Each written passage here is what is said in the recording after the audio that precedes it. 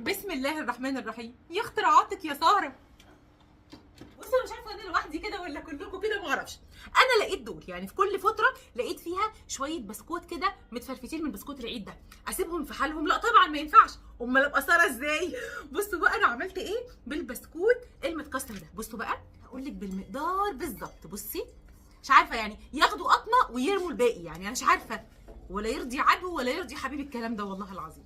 بصي بقى المقدار الواحد هيحتاج لكوبايه من البسكوت المتكسر. انا هعمل مقدارين فانا هقول لك انت معايير المقدار الواحد. بصي بقى ادي كوبايه من البسكوت المتكسر.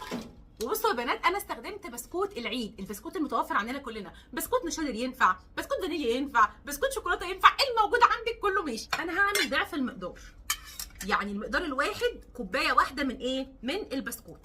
بس انا كساره لازم اعمل ضعف المقدار لان انا جربتها وطلعت حلوه قوي، فقلت لا اصورها لكم بقى.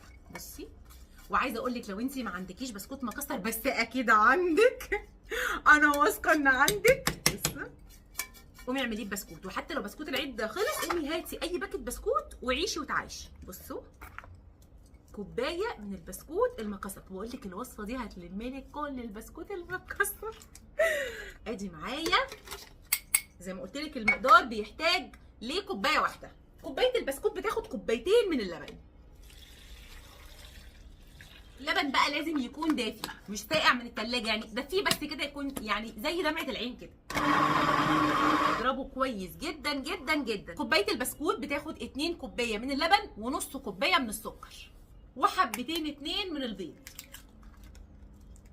زي ما قلت لكم عشان الناس بتقول لي ساره المقدار كتير. يا حبيبتي انا عامله ضعف المقدار، والله جربتها في مقدار واحد وكانت حلوه قوي، فكان لازم اعمل ضعف المقدار. ما هو انا بجرب في نفسي الاول ولما تطلع حلوه اخليكم تجربوا معايا.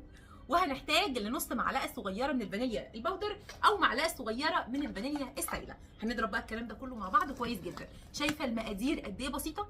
كوبايه اللبن، حبتين بيض، نص كوبايه سكر، والبسكوت المتكسر، ويلا نضربه مع بعض.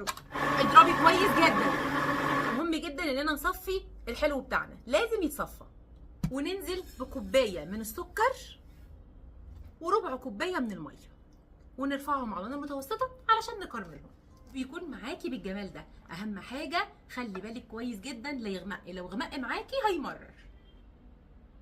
هاتيه من الجوانب كده كويس، وهنا كمان عشان لما نيجي نقلبه يبقى سهل معانا. وبسرعه بسرعه افرديه عشان انتي عارفه ده على طول بمجرد ما يشم الهواء على طول بيجمد. بصي بفرد ما بيتفردش بقى بالحلو بتاعنا كده واحنا بنسمي الله.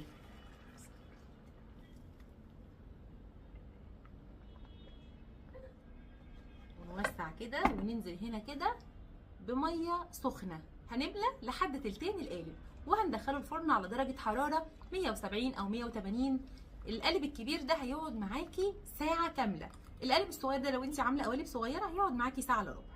بعدين هنطلعه من الفرن ونسيبه يهدى تماما وندخله التلاجة ساعتين 3 4 لحد ما يمسك خالص. رحت مشوار بقى ورجعت وخلاص عايزين يحلوا مش قادرين يصبروا. طلعت بقى الصينيه الجميله بتاعتي من التلاجة، حطيتها في صينيه وشويه ميه دافيه كده، وده مهم جدا علشان الحلو بتاعنا يتقلب معانا. لازم الحركه دي، وبطرف سكينه كده بسلك علشان تتقلب معايا بكل سهوله. لازم تسلكي ولازم الميه الدافيه علشان تتقلب معاكي، لو ما عملتيش كده مش هتتقلب معاكي صح. وطبعا كلنا عارفين الاهم من الشغل ضبط الشغل، لازم الميه الدافيه وتسلكي. قولي بقى بسم الله الرحمن الرحيم. بصي اتقلبت معاكي ازاي؟ يا نهار ابيض على الجمال. قطعي بقى.